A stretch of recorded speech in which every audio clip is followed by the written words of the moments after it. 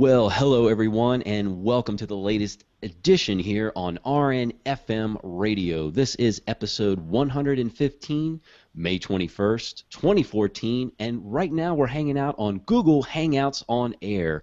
I'm Kevin Ross, your co-host here. I'm hanging out in my studio in Colorado, and I just want to let everybody know that we are, again, hanging out on Google Hangouts on Air, but of course, if you're listening to the archive podcast, where are you going to find that? Well, that's on rnfmradio.com under our podcast section. Tune in right there. You can listen to all of our wonderful podcasts, and thus far, 115 of them.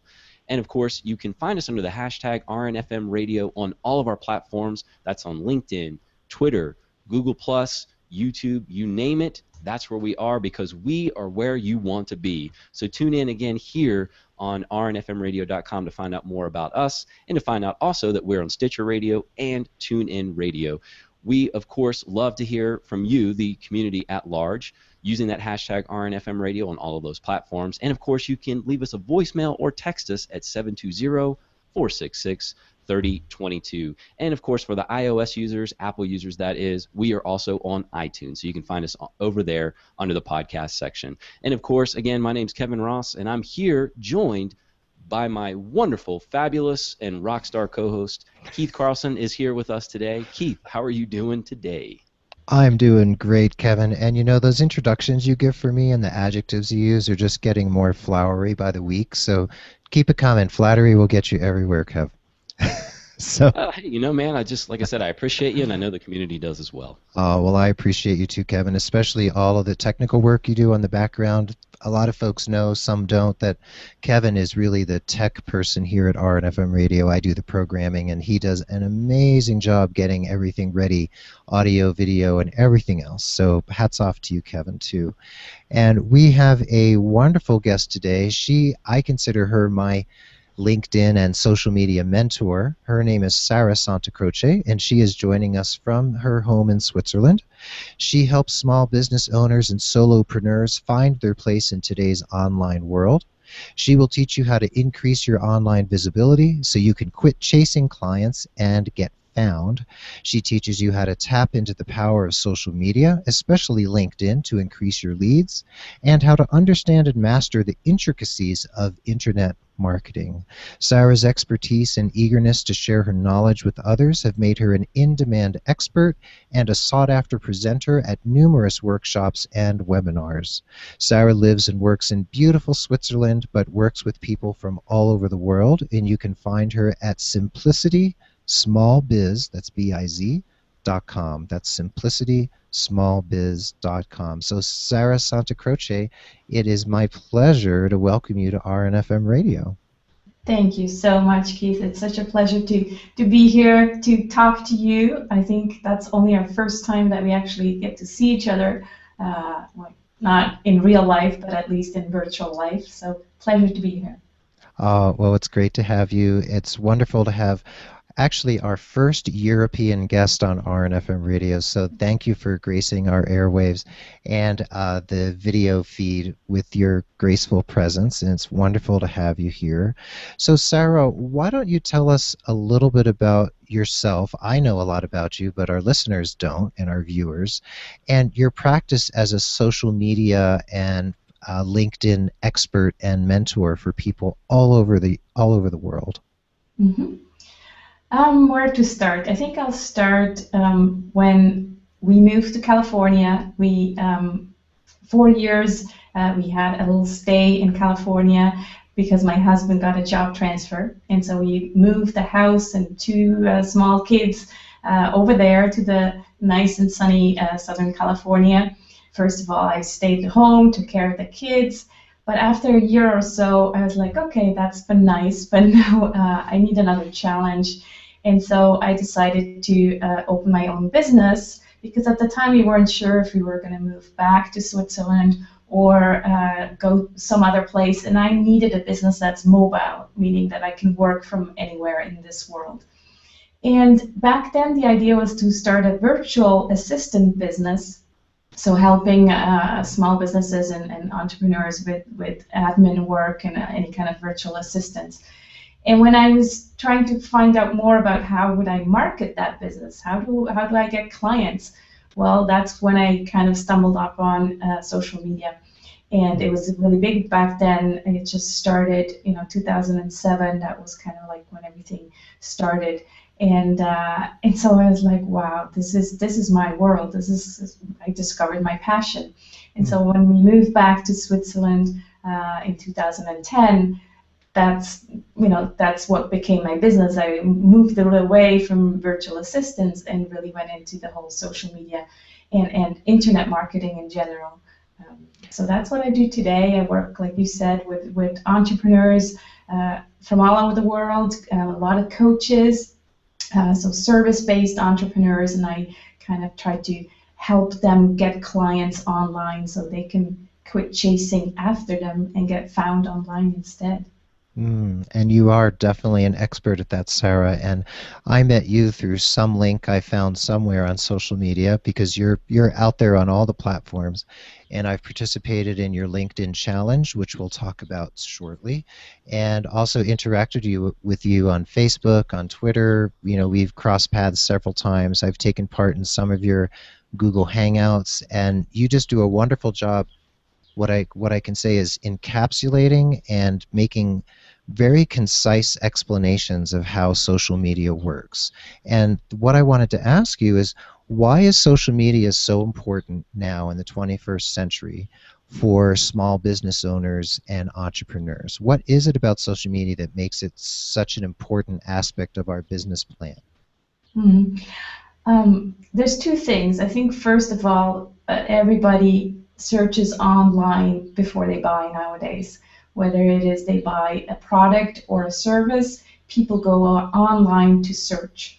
So if you have a great online presence, and not just an online presence that, the presence itself, but an aligned presence. So meaning that, whether you see me on Twitter or you see me on LinkedIn or on Facebook, I always give the same, impression or kind of the same style. And that needs to be aligned. So that's the first reason. You need to be out there, because that's where people search before they buy. They also trust their friends, their community.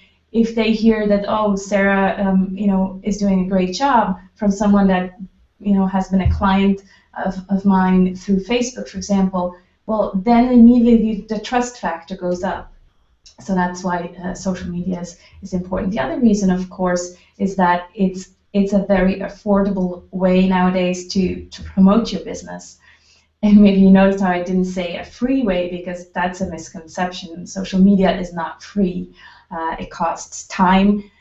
It costs also nowadays, on Facebook especially, some money, because your updates are not necessarily seen all the time anymore. And so it's not free, but it's definitely much more affordable if you compare it to newspaper ads or television ads or things like that. So that's the two main reasons I would say. Well, Sarah, I actually wanted to build on that, and of course, I think our community at large knows this, because we are very much ingrained in social media, and that's how we reach them.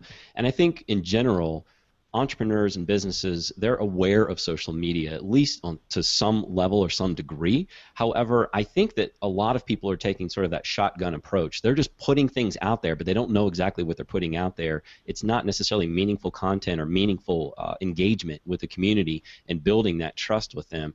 And I think that I see that as a huge obstacle. Even though we hear about Twitter, we hear about Facebook and LinkedIn, and that we should be doing something with it, but we don't actually know what to do. So I would assume that you agree with that statement, is that there's just a lot of people out there who know that they need to use it, they just don't know how to. Yeah, and it comes back to that aligned presence. So you can't just tweet about your dogs and your what you had for dinner last night on Twitter, and then try to build this professional presence on LinkedIn. People, they will go over to Twitter and not understand how come this person is doing this on Twitter and something completely different on LinkedIn. It needs to be aligned. And then what you're saying is true, yeah, that all these platforms, and a lot of people don't know how to use them, what to say. So there's definitely a big need for education still, and you guys in the States are, a lot ahead of us. Imagine in Switzerland, we're still 2 or 3 years back, and so we're still, using Facebook very heavily, where in the States people are actually getting off Facebook. So it's yeah, there's a big need for education for small business owners, and I imagine nurses as well. Well, that's interesting. You would say that people in Europe are actually still heavily on Facebook, and that Americans are leaving Facebook or kind of just leaning in other directions. And do you find that there are a lot of professionals out there, whether in Europe or here, who are seeing that there's a lot more to be gained from, for instance, interacting with others on LinkedIn? And where does LinkedIn come into this calculation, and how do you see it as the place to go to connect with others on a professional level? I think Facebook, 3-4 years ago, was the place to be because it was new and it was, sexy and interesting. And now people got kind of bored of all the junk content that's out there. And people will still use it for, personal reasons because we're hooked now. We want to stay in touch with our families and friends. But for professional reasons, LinkedIn is definitely a much better place. So people know that if they go on LinkedIn, they can talk only business. And so when I came back to Switzerland, I realized that immediately that, for B2B or just any kind of business-related social media, LinkedIn is a much better place than Facebook. I think it also comes down to different mentalities. The Americans in general are, I don't think it's just a stereotype. I actually experienced that when I was living in California. You guys are more outgoing, extroverted, friendly, and some of the European countries, they're more reserved, and you don't immediately talk about your family, or you don't mix business and personal. And so that's another reason why I chose to specialize in LinkedIn, because the Swiss audience and some of the other European countries, they feel much more comfortable on LinkedIn because they can only talk business. Well, and Sarah, there's a question from the community here talking about why Facebook is not good. And of course, it's not that it's not good. I couldn't agree with you more about Facebook. I think that Facebook really is something where it's more of our personal portfolio or photos that just kind of grow chronologically or organically, and having conversations with our friends and family, just as if we were to pick up the telephone and have a conversation with them. We can reach them a little bit easier there. But I see it as something where, for me personally, that's where it really ends, except for, as an entrepreneur, I still need to have a business presence on Facebook. But for me personally, I put more of my professional engagement, if you will, either on Google Plus or on LinkedIn, because I do feel that those professional conversations are happening on LinkedIn more so than Facebook, because you are inundated with such just information that I'm sorry that you're in the ER and you're waiting to see the doc or the nurse or whatever, and you've been there for a couple of hours, and I do wish you well, but seeing stuff like that peppered in to some of the valuable content that I'm looking for on Facebook, it's kind of harder because it's on a more personal level of the people just updating that they made brownies this morning. I mean, all due respect, I don't want to offend anyone, but it does come to where we really need to focus on LinkedIn, and I'm glad to have you here talking about that as a specialist, because I have leaders in companies still today, even in the United States, even though you think that we're so progressive, that they are still not utilizing LinkedIn. They don't have a profile, or they just have their name with no photo and nothing to really offer. So where do you begin there? Wow, yeah, that's astounding, and it's still, yeah, of course, the case here too, and I think it comes back to education. If you want a presence, or if you want to build relationships or grow your business on LinkedIn, well, of course, it starts with a profile. Some of these companies, they actually do have a company page, but then the CEO doesn't want to have a profile. Well, that Hmm. doesn't look too good, does it? There's a company page, but the CEO is not represented. So again, it comes back to education, Hmm. and training these people how to use LinkedIn. That's very true, Sarah. And when I worked with you, you actually helped me with my LinkedIn profile. That was through one of your Hangouts or group calls, and then you and I worked together individually, and you were so incredibly helpful. I learned so much from you, and I continue to. So, some of the first things, if we can throw out a couple tidbits to our listeners in terms of LinkedIn, you absolutely want a photograph on your LinkedIn profile, correct? Yeah, that's key. Yeah. And I've always known and I've always heard and I see that a nice professional smiling photograph is much better than something that has more of a personal feeling to it, right? Yeah, again, that comes back to the difference between Facebook and LinkedIn. On Facebook, it's fine to have your, family picture and you in a bikini at the beach and stuff like that. But Hmm. on LinkedIn, that's definitely a big no-no. It needs to be a professional. Doesn't mean, sterile. Again, it comes back to your representation. So on if people see my style, they see my website, they see how I am. I'm not going to wear a suit on my LinkedIn profile picture because that's not me. Even if I Hmm. meet clients in person, I'm still going to wear jeans. So it would be weird to have a too sterile picture, but depends on your position and job. Right. And oh, Kev, go ahead. Then I have something else. Oh no, well, I didn't mean to cut you off, Keith. I just wanted to That's say fine. when you're talking about, so you're talking about getting started and some of the things that you need to do. And Keith, I don't know if this trumps what you're doing or it goes after or it should go after, but I wanted to mention to Sarah is that I see a lot of folks out there that they really do spruce up their LinkedIn page and it looks really solid because they're looking to land a particular career or job or whatever that is.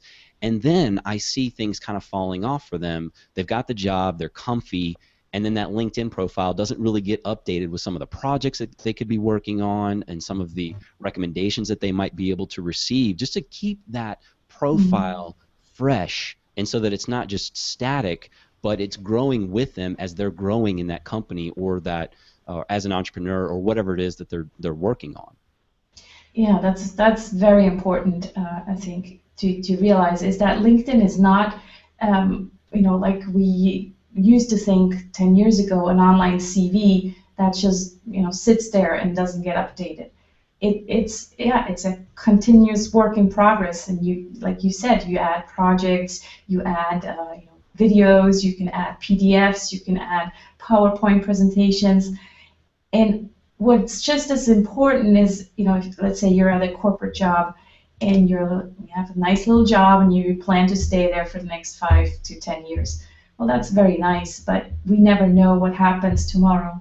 And so, first of all, update your LinkedIn profile, but also keep building on growing your network, keep building on growing these relationships, because you just don't know what happens tomorrow, or maybe you all of a sudden you want to leave the corporate world and you want to become an entrepreneur. Well, then especially you need all these contacts, and so that's why it's important to keep building those relationships on LinkedIn. And maybe we can just mention one of the biggest mistakes that I know that Keith agrees with that too, that we always see people make is that they send out the default text invitation to connect with someone. Hmm. Unfortunately, LinkedIn doesn't, make it easy for us because they actually suggest that silly default text, where it says, "I'd like to add you to my professional network," and then it says optional, add a personal note. Well, it's not optional. It's really, really important that you add this personal message and say why you would like to connect, and if you've met before or something like that. Because first of all, you increase your chances of getting accepted, so that the person actually accepts the invitation to connect. And second of all, you will be remembered much better if the person reads your personal note. So that's key in building your network. It's sending out personalized invitations. That's so true, Sarah. I learned that from you, and I've been applying that diligently every day ever since the time I heard that first conversation about it. And I think I was practicing it prior, but now it's 100% of the time. And I have to say, I get so many LinkedIn invitations every day. I probably get half a dozen to 10 per day. And honestly, I really only respond to the ones that are personalized, and I'd say 99% are not personalized. Once in a while, I'll see someone who I don't know who sent me a generic invitation, but I'll see, they look like an interesting person, so I'll write them back. And I Mm-hmm. actually have a standard text that I send back to people who've sent me a non-personal invitation on LinkedIn. And if any of you are listening or watching and you'd like to have that, just email me at nursekeith.com. It's Keith at nursekeith.com, and I'll send that text to you, and you can use it to your as much as you'd like. But what I'm hearing, Sarah, what I've learned from you and from others, but especially from you, is there's several aspects to LinkedIn. One is creating this profile, and I'd like to get into the search engine aspect of LinkedIn too. So there's the profile, and really, it's not just an online CV, it's a dynamic document that should be constantly changing with your career and as you grow. Just like your resume should be constantly updated on your computer so that if you lose your job, like Sarah said, things can change in a moment. Your resume is ready to go. And your LinkedIn profile should be that same way. And so there's that aspect of it, of putting out there who you are. But then the other aspect is connection. It's authentically connecting with others on social media. So part of that connection, obviously, is meeting other people who are like-minded or have something to offer you and that you have something to offer them. So having said that, for people to find you on LinkedIn, you have said in the past, and I think this isn't a quote, it's a paraphrase, that LinkedIn is sort of like a powerful search engine disguised as social media, and that Mm-hmm. it's actually its own search engine with its own algorithms. Can you speak to the search engine aspect of the platform and how that helps people actually find you? Mm-hmm. Yeah, so more and more people, business owners, recruiters, HR professionals go to LinkedIn in order to find the people or the services that they're looking for. So they will go onto their LinkedIn homepage and type into the search bar what they're looking for.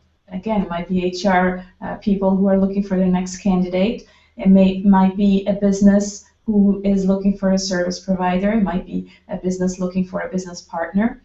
And so they're typing in these keywords, and then LinkedIn gives them a certain number of search results. So what you refer to, Keith, is that you need to optimize your LinkedIn profile in order to show up in those search results for the keywords that you want to show up for. So that's really what it comes down to when it comes to optimizing your LinkedIn profile.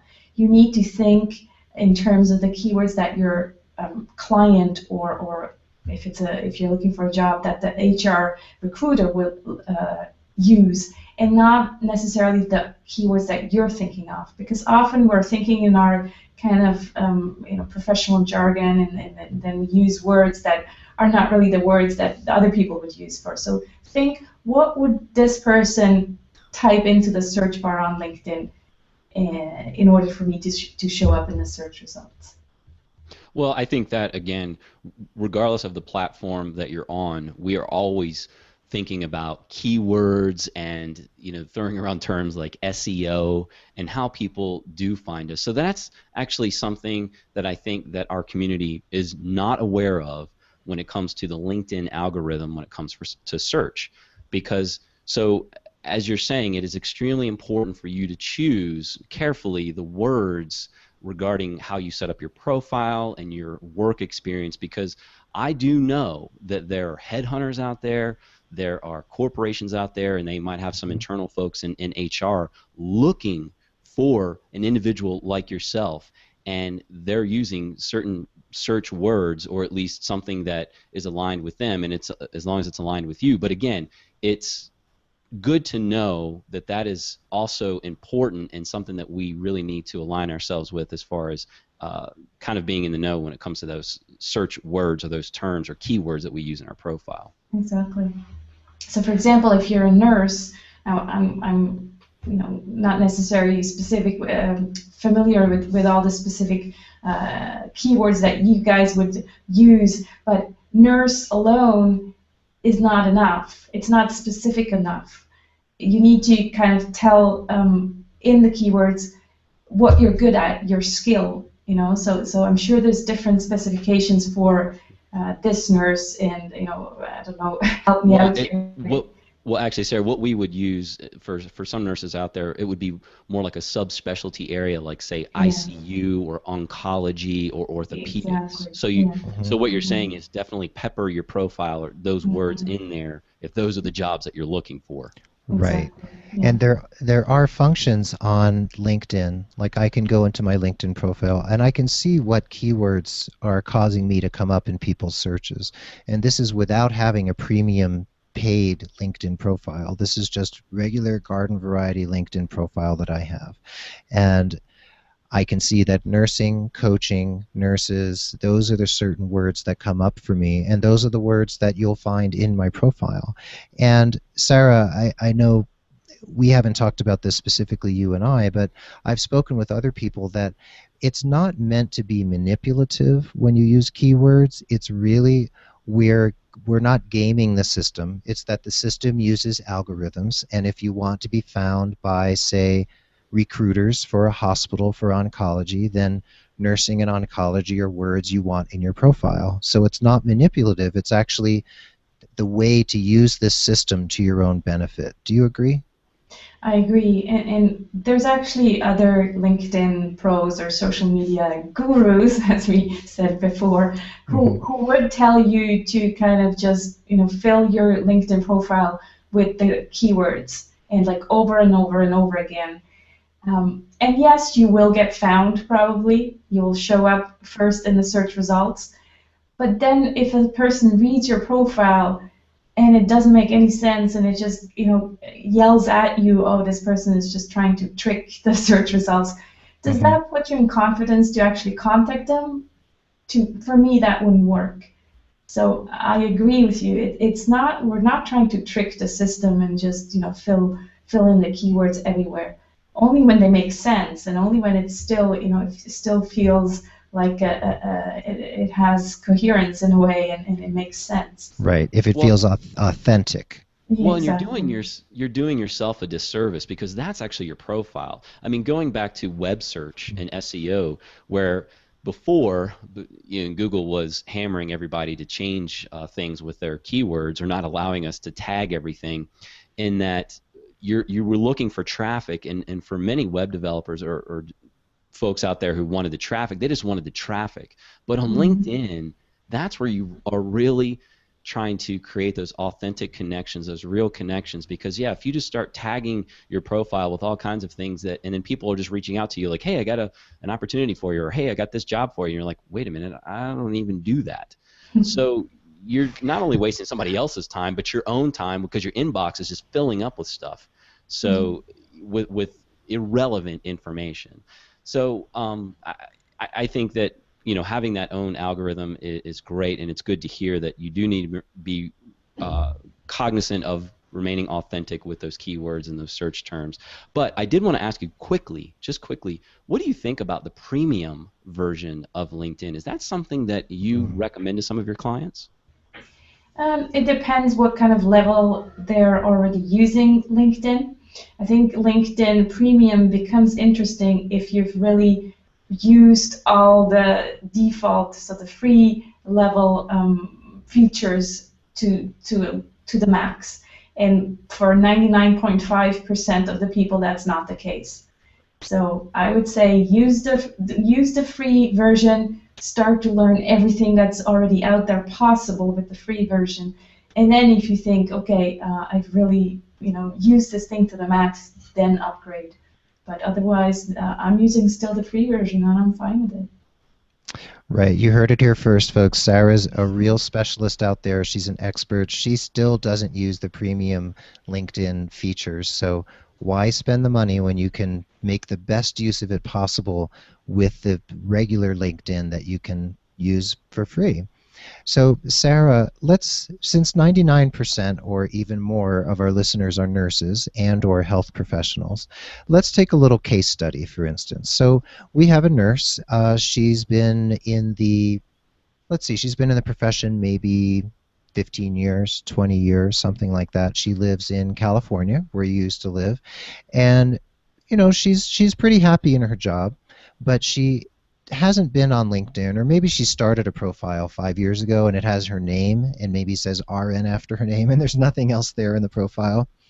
So maybe she might want to make a change in her profession someday, maybe even just change specialties.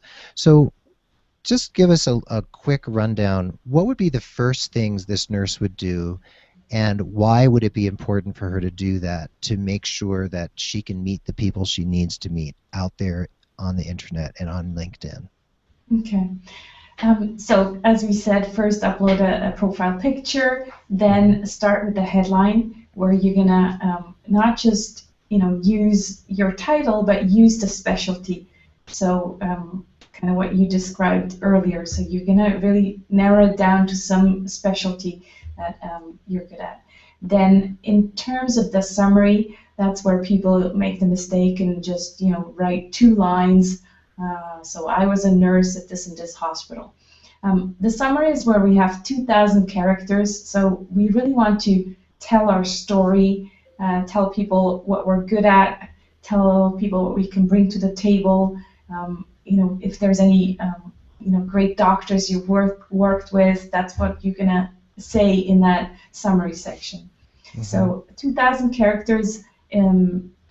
It's a lot of text. I would recommend that you break it up into paragraphs, so you can it's easier on the eye. So just break it up into little paragraphs and maybe give it some subtitles, so people because when you have a text of 2,000 characters, you're probably going to skip it because it's just too much text. But if you break it up and give it some subtitles, it's much easier to read. So that's the summary, and then you need to fill in, of course, your experience. So these are the different jobs you've held. Also, make sure that you give a little description. Again, try to use your keywords if they make sense. Then further down at the bottom, there's a section that's called skills. Again, that's a very important section for the search algorithm. So that's where you want to fill in all your skills, specific to your job, to your experience.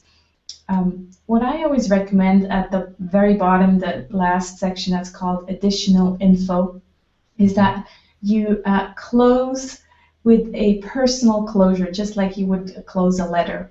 So you say how you would like to be contacted on LinkedIn, and then you close off with your first and last name. This makes you much more approachable.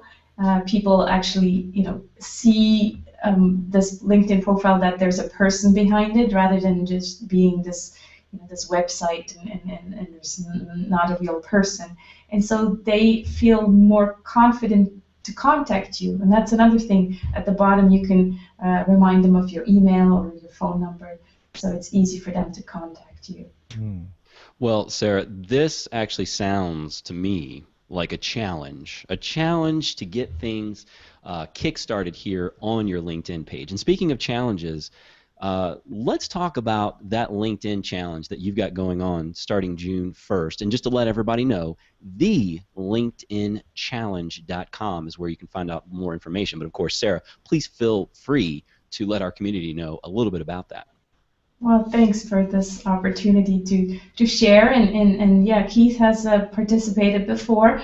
This is the 3rd edition that I'm running this with other LinkedIn pros, specialists from all over the world.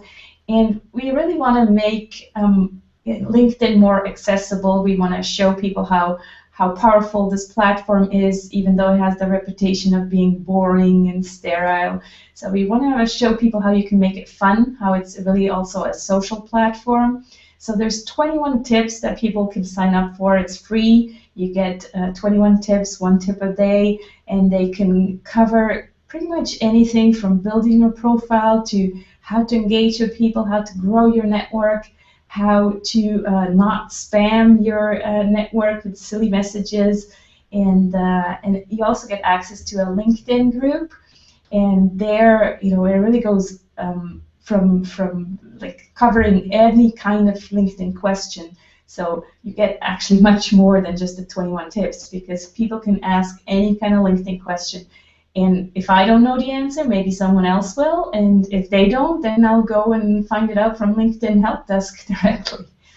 So Right. yeah, we'd love to have some more healthcare professionals on the challenge. I look forward to seeing you in the LinkedIn group and on the challenge directly. And Sarah, thank you for describing the LinkedIn challenge. And I would just like to add a testimonial here. I know I've said some nice things about Sarah already, but she runs this LinkedIn challenge as a service to her community, which is always growing. And there's people from all over the world. And like she said, it's not just the tip you'll get by email every day. There's also the page where you can go and interact with the other people, the leaders, the thought leaders for LinkedIn who are working with Sarah, and also the other participants. So if you think you have a question that maybe you think, oh, this is a stupid question, chances are there's 25 other people who have the same question about how to use that aspect of LinkedIn. And if you ask the question on the platform, many, many people will chime in saying, oh, I had that same issue, or this is how I fix it, and Sarah will give an answer, and then another expert will give an answer. So it's a great give and take. And Sarah, I would say you are sort of the circus master. You kind of keep the conversation going, and you make sure that everyone's questions get responded to. And that's what I liked, is it's this big challenge with lots of people from all over the world, but I find that there's personal attention to each question that's posted. Thanks for that testimonial. Yeah, Sure, that's sure. the goal, and then I'm glad that that's how you experienced it. Oh, that's definitely how I experienced it. So, Sarah, it's the LinkedInchallenge.com, right? Yep. And people can find you at simplicitysmallbiz.com. So that's Sarah's website. There's a nice welcome video as soon as you open the website, and lots of information. So we definitely encourage folks to get in touch with Sarah there. Find Sarah on LinkedIn, and I challenge you not to send her a generic invitation. I challenge you to say, hey, Sarah, I heard you on RNFM Radio, and I'd love to connect with you here on LinkedIn. Right, Sarah? You don't want any of those impersonal, generic No, invitations. because I won't know who you are, and That's and right. if I have time, I will, ask, how do I know you? But like you, Keith, I'm getting, 10, 15 invitations per day, and they pile up, and at the end of the week, I have 100, and I'm like, do I really have the time to go and ask, why do you want to connect with me? So I know LinkedIn doesn't make it easy for us, and I always give people the benefit of the doubt and think, oh, they probably just didn't know any better, or they used the mobile, where we still cannot personalize the LinkedIn invitations. And if LinkedIn is listening, please have us, give us that option. But yeah, personal invitation, I will definitely accept it with pleasure. Great. Well, Kevin, any last words for Sarah before she has to run? No, Sarah, I just want to congratulate you on this being in the entrepreneurial space. Of course, as a parent, a mother, we were talking earlier about having kiddos, young kiddos, and just being able to manage all of that. You've got a lot of balls in the air, just juggling things around, and I can completely understand. But what I wanted to say, and I think our community will also appreciate this, I think we have just gotten at least a good 30 minutes of some really valuable information, not only just social media, but especially LinkedIn. So I encourage everybody to head over to thelinkedinchallenge.com. That link will actually be embedded into this podcast, so you can just click right from there, head over to the page, sign up. June 1st is when it launches, and get to know Sarah on a more personal level. And again, as Keith said, don't just send her a generic, hey, let's connect, find something in there, put something in there, not just the vanilla, do some other colorful flavor and let her know why she should connect with you. So Sarah, thanks so much, and I look forward to connecting with you on LinkedIn and getting to know more about your platform and what you're doing. That's right. Yeah, same here. Thanks so much for having me again, both of you, and I wish you a wonderful day. Thank you, Sarah. We'll have you back again. Thanks. Take Okay, care. take care. Bye-bye. Bye. Bye. Bye. Well, Kev, we had our first European guest on RNFM radio. I'm very excited about that myself. Well, I knew that we were international as far as our listenership, and we certainly appreciate the international folks out there.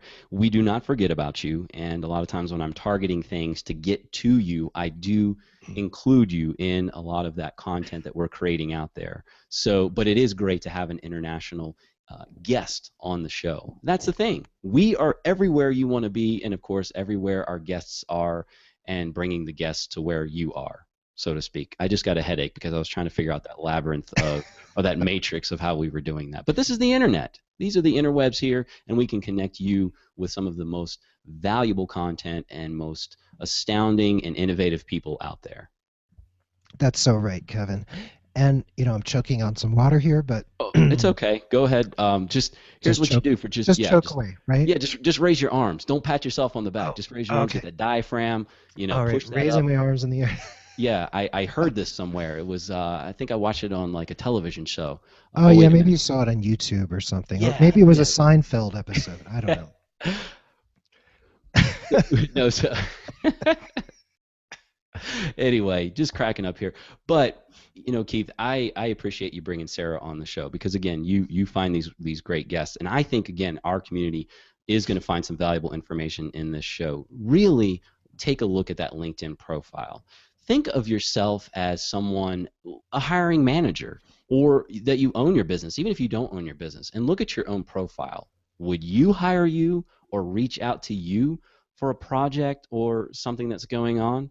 And I think that's a great measure. If you can look at your own profile and say, you know what, that looks good. Again, if I was a hiring manager or someone who I wanted to bring into my company, that profile really captures the essence of what this person really does and what they can do for me and my company.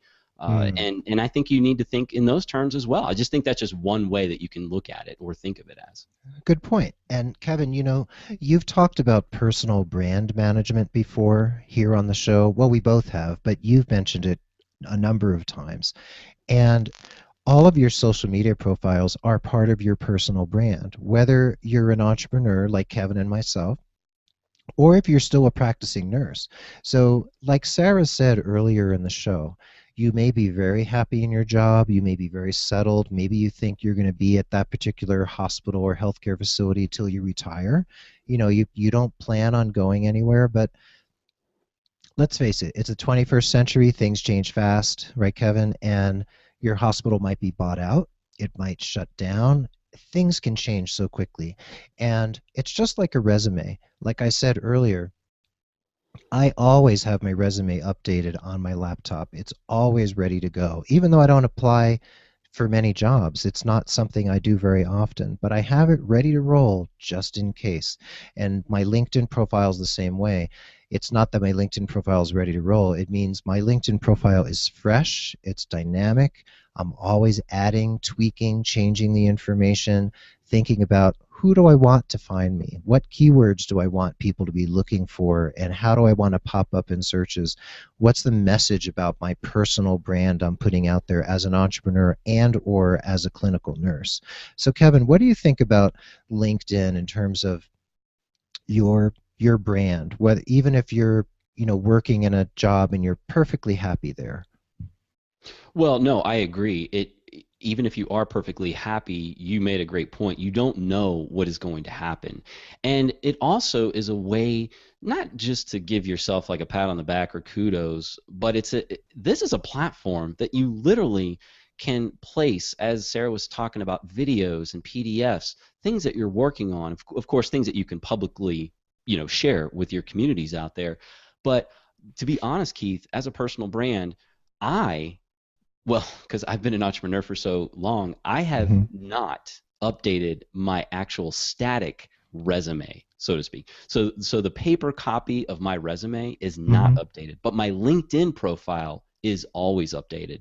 And I'll Right. tell you this, we get contracts from all over the country, but definitely here in Colorado. I had someone ask me specifically for my resume for a contract, and I said, well, wait a minute, it's a B2B thing, it's a business to business. Why do you want my resume?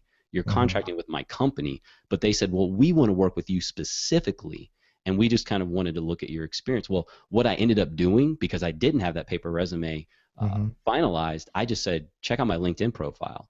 And of Right. course, they immediately went over there. And it was interesting because this was actually a CFO and a COO of the company. And they realized that, oh, wow, we don't even have our profiles updated like that. So I actually helped them do that, updating their own profiles. And then they said, oh, no, this is perfect. But again, I didn't want to deviate too much because, like I said, you said your resume is always up to date. And of course, I know your LinkedIn profile is as well. But Sarah's right. People go online first.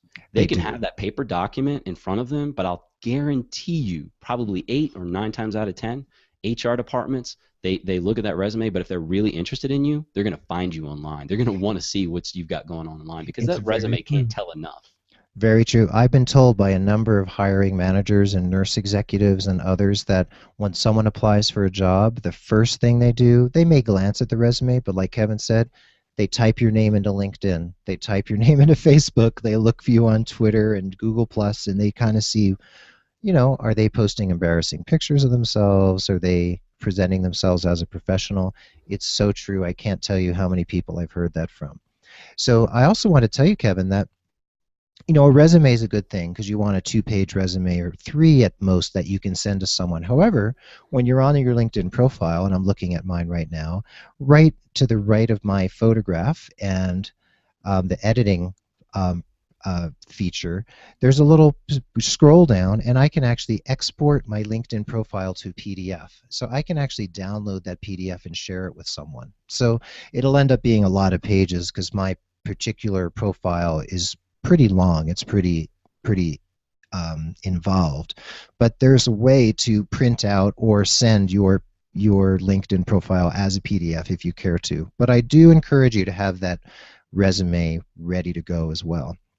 So I, Kevin, I agree with that. And one yeah, thing I just wanted to say is that you're sure. right. You can download that PDF, but just quickly, if you keep that LinkedIn profile up to date, I knew that if I had to sort of cram and get a resume together for whatever reason, I could do that from the profile of my LinkedIn page. Even if I had to download it in a PDF or a Word doc, I could at least tweak some things to make it that 2-page document.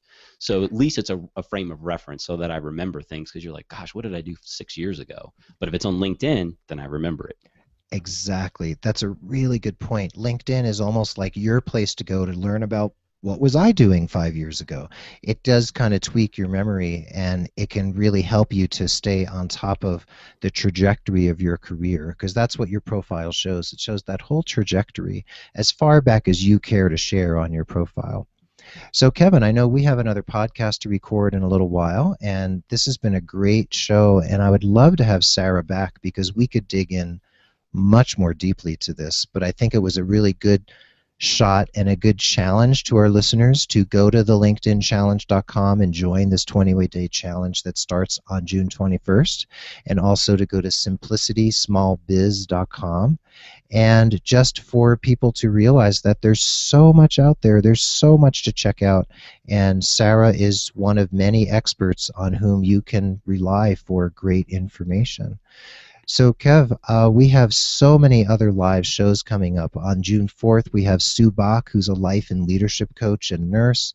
We have 4 amazing international leaders of the nurse coaching movement on June 11th who will be live with us. We have Linda Bark, my mentor and friend in California. She'll be talking about her pioneering work as a nurse coach on July 9th. And there's many, many other live shows coming up and pre-recorded podcasts that get uploaded as the the recordings get processed by my wonderful partner Kevin. So Kev, there's so much more coming up. I don't even know how to begin talking about the excitement coming up throughout the year, but I recommend everyone go to rnfmradio.com to read about it, read what we have up there, and connect with us. So I'll let you have the final word, and it's been a wonderful episode 115. Well, and as you said, Keith, exactly right. rnfmradio.com has all of that wonderful content. We try to capture it here toward the end of the show to let you know what's up and coming. But guess what? We've got a schedule page right there on rnfmradio.com under schedule. So you'll know who is coming and when. Of course, we hope that you in some way have felt uplifted, motivated, and ready for something that moves the needle for you. Find passion in your life, innovate and create, and of course, care for yourself while caring for others. And we look forward to having you back here again on the Pulse of Nursing and RNFM Radio here. And again, check us out again at rnfmradio.com to find out more, and tune in to our next Google Hangouts on air, and we enjoy the community at large. Again, we are everywhere you want to be. So thanks so much, everyone, and we'll catch you on the next one.